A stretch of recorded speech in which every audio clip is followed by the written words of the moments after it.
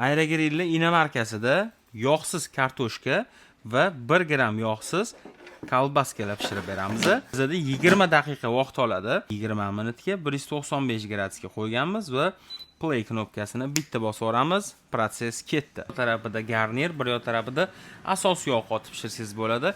Ikkalasida 2 xil gradus qilishingiz mumkin, 2 xil vaqtda pishirishingiz mumkin va eng qulayligi bu Philips aerogrillimizda bu yerga suv solib qo'ysangiz, pishirayotgan ovqatlaringizni par bilan pishirib beradi. Par bilan pishirish degani bu siz agar dietada yoki правильный питаниеda bo'ladigan bo'lsangiz, niska kaloriyli ovqatlarni shundoq parrozda pishirib beraveradi. Pishgan mahsulotlar mana shunday holatda bo'ladi.